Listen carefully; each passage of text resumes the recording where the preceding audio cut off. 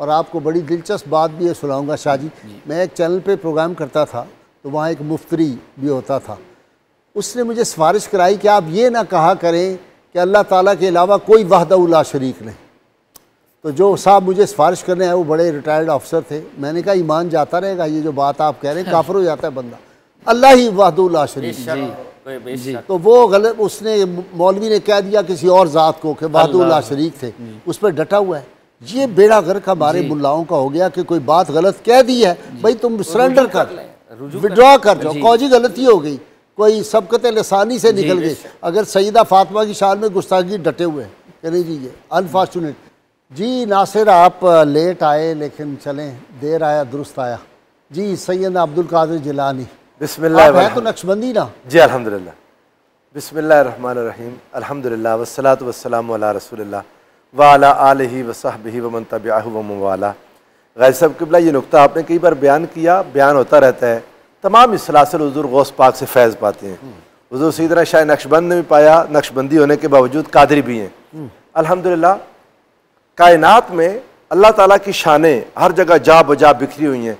नबुव्वत अल्लाह ताला की सबसे बड़ी शान है, नबुव्वत, जिससे इजहार होता है अल्लाह की अज़मत का, उलूहियत का, माबूदियत का।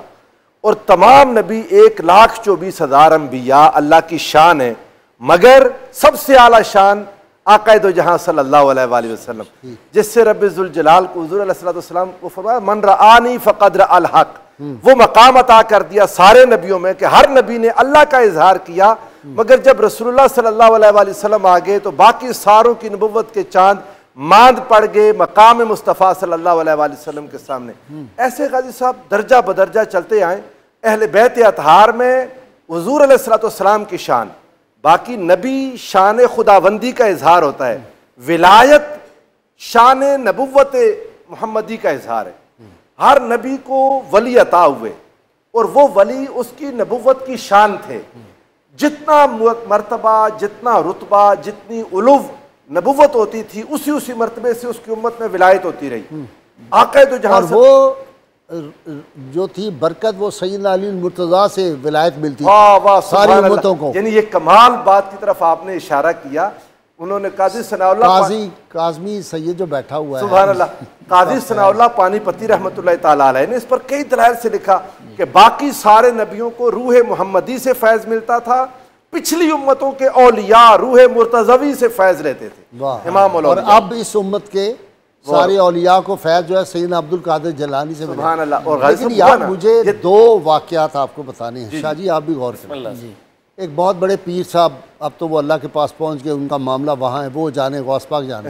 उन्होंने मुझे फ़ोन किया जी कि आप ये कहते हैं कि गौस पाक का कदम औलिया पे है, हमारे नहीं है, मेरा दर्जा उनसे बुलंद है, नंबर 1। उसके बाद मैंने रिफ्यूज़ किया, मैंने कहा मैं तो आपके किसी फंक्शन कोई आपसे बात करने की तैयार नहीं हूँ। मैंने कहा जाहिल लोगों से क्या बात की।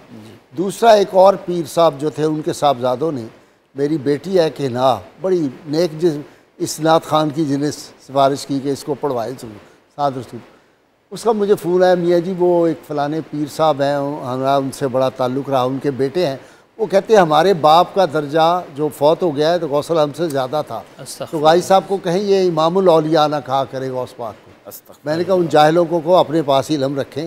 ये शाह जी फितने जन्म ले रहे हैं।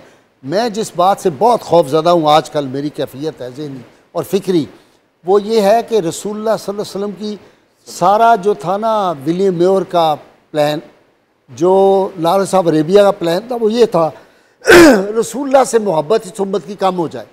वो फाका कश के मौत से डरता नहीं, ज़रा रूह मोहम्मद उसके बदन से निकाल दो। अब अपने लीडरों के यौम मनाने शुरू कर दिए, यौम विलादत मनाए जा रहे हैं और अपने बुज़ुर्गों के जुलूस निकाले जा रहे हैं। ये रसूलुल्लाह सल्लल्लाहु अलैहि वसल्लम से वो जो गैर मशरूत मोहब्बत लामहदूफदारी कम करने की ये साजिश है। अब ये नहीं मुझे पता कि ये शऊरी है या गैर शऊरी है, जहालत में मबनी है या ये कोई बाहर का एजेंडा है। रसूलुल्लाह सल्लल्लाहु अलैहि वसल्लम की मोहब्बत कम करके और अपने पीरों की, अपने बाबों की मोहब्बत ज़्यादा की जा रही है और इसका लोगों को एहसास नहीं कि ये तबाही बर्बादी हो जाएगी। जिस उम्मत के सामने रसूलुल्लाह की बात की जाए वो चुप रहें और कहो पीर साहब ने मुर्गी 1 अंडा देती थी, पीर साहब ने 4 अंडे दिलवा दिए, तो नारे शुरू हो जाए। साहब मैं आपने मेरी मुंह की जुबान मेरे अल्फाज ले लिए। मैं ये अर्ज़ करना चाह रहा था, ये तमाम जितने सलासल के मुरीदीन हैं उनके लिए इंतबाह है। वो देखें अपने आरास में, महाफिल में, मजालिस में अल्लाह के ज़िक्र पर, रसूलुल्लाह के ज़िक्र पर, मौला अली उल मुर्तज़ा के ज़िक्र पर आवाज़ उस तरह बुलंद नहीं होती जिस तरह अपने पीर की शान पर बुलंद होती है। ये क्या है? और फला पीर की आमद मरहबा। हाँ, लाहौर वाला वो गरीब हो गया मामला, अस्तग़फिरुल्लाह अज़ीम। और ये बात में आपको इस चीज़ का सारा क्रेडिट जाता है गाजी साहब, क्या पता मैं भी उन्हीं में होता, अंदाज़ा नहीं है। अल्लाह ताला हमें माफ़ रखे कि हमें अंदाजा ना होता। ये जिहाद है, ये लाशऊरी है, इस दौर का जिहाद है। ये जो हम कर रहे हैं, काज़मी आप कर रहे हो, मैं कर रहा हूँ, ये अलामा कर रहे हैं। ये बहुत बड़ी बात की तरफ। और काज़मी साहब की आपा सबसे बढ़ के, हमसे भी ज्यादा। आज से पहले मैं ये बात कहता हूँ गाजी साहब, आज से पहले ये आपके टीवी पर बार बार कहने से पहले लाशऊरी था। अब ये सारी बात सुनने के बाद भी शऊर ना आए तो ये जिहालत है। बिल्कुल ठीक है, ये जिहालत, ये साजिश है। इससे पहले पहले तक तो दे सकते हैं हम उनको रास्ता कि चलो यार नहीं, ज़हन पता नहीं था, पता नहीं था। लेकिन अब जब बात कह दी कि हुजूर सल्लल्लाहु दो आलम सल्लल्लाहु अलैहि वसल्लम जो आका अलैहिस्सलाम की शान है, वो अल्फाज, वो अलकाब, वो चीज़ें, वो अदब, वो एहतराम, वो निस्बत किसी और की नहीं है। जो तक मैं और आप मेरे सारे बेटों की तरह हो और साथी हो, जब तक हम जिंदा है पाकिस्तान में, रसूलुल्लाह की कुर्सी पे किसी बाबे, किसी मौलवी, किसी पीर, किसी अमीर को नहीं बैठना। हम जंग करेंगे इंशाअल्लाह। गाजी साहब, अल्लाह की शानें है ना सारी, अल्लाह ताला को जिधर देखा इस कायनात में हर चीज़ अल्लाह की शान का इजहार है। जो चीज़ अल्लाह से दूर करने का बायस बनी वो बुत बन गई, हाँ, वो शिर्क का जरिया बन गई। हाँ। ऐसे ही औलिया शान नबुव्वत मोहम्मदी का इजहार है। जो वली खुद रास्ते में रुकावट बन जाए वो भी बुत है।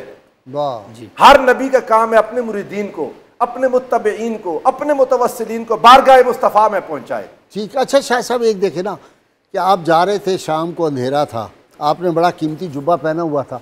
पहले आपने बड़ी तकलीफ़ें भी बर्दाश्त की, फाके भी, लेकिन फिर अल्लाह ताला ने उनको ये मकाम दिया। दुनिया भर की नेमत उनके कदमों में थी। और वो मशहूर वाक़या के 4 बादशाहों का दौर देखा आपने तकरीबन। किसी बादशाह के दरबार में चल के नहीं गए, बादशाह को हुक्म देते थे, अब कोई बुला ले, कुम बिइज़्निल्लाह, जो कह सकते थे वो रुखसत हुए, खानकाहों में मुजावर रह गए या गोर खान, अब ये खानका नशीन है। ये कितना सवाल हमारा आया है। हुक्म अब्दुल कादिर जिलानी तुम्हें हुक्म देता है, बादशाह कांपने लग जाते थे। वो किधर गया, क्या हुआ? किबला गाजी साहब, बहुत ही ये अनफॉर्चुनेट फिनोमेनन की तरफ आप इशारा फरमा रहे हैं। शेख अब्दुल कादिर जिलानी, हुजूर गौसे आज़म, जब उनको कोई नजराना दिया ना किसी बादशाह ने, जिसकी तरफ अभी आप इशारा भी कर रहे हैं, तो उस थैली को निचोड़ा और थैली से खून बरामद हुआ। ओए होए होए। और फरमाने लगे कि तुम अवाम का खून चूस कर फ़कीर की बारगाह में नजराने पेश करते हो। Get lost. शेख अब्दुल कादिर जिलानी रज़ी अल्लाह ताला अन्हो, जहाँ पर वो एक मिस्टिकल शान है, एक रिफॉर्मर की वो शान, वो हुसैनी शान के वक्त के खलीफा को यूं तंबीह कर रहे हैं। और आजकल के जो, मैं तो खुद किबला गाजी साहब, मैं तो खुद अपने आप को सबसे पहले कटहरे में रखता हूँ। ये बिल्कुल सही बात है कि आजकल की खानकाह को एक इशारा हो जाए तो हम ताकत के मराकज में सजदा रेज होकर पहुंचते हैं। That is what. अच्छा देखिए वो कैसे बदलते थे। शाम को निकले हैं, कीमती जुब्बा पहने, वो अंधेरा हो गया, एक डाकू आया, उसने आके जुब्बे को हाथ डाला, खींचने लगा, तो कहा या अल्लाह, इसने तेरे फ़कीर के दामन पे हाथ डाला, ये दामन इससे छूटे ना क़यामत तक। अगले लम्हे वो वली अल्लाह बन गया। ये वो थे जो डाकुओं को, चोरों को वली अल्लाह बनाते थे, अब वली अल्लाह को अदरवाइज बनाते हैं। अब जो सो कॉल्ड औलिया हैं इन्वर्टेड कॉमास में, वो खुद सबसे बड़े डाकू हैं। बिल्कुल, वो तो खुद डाका जनी कर रहे हैं मुरीदों के माल के ऊपर। गरीब बेचारे मफलूकुल हाल, फटे हुए कपड़े आके।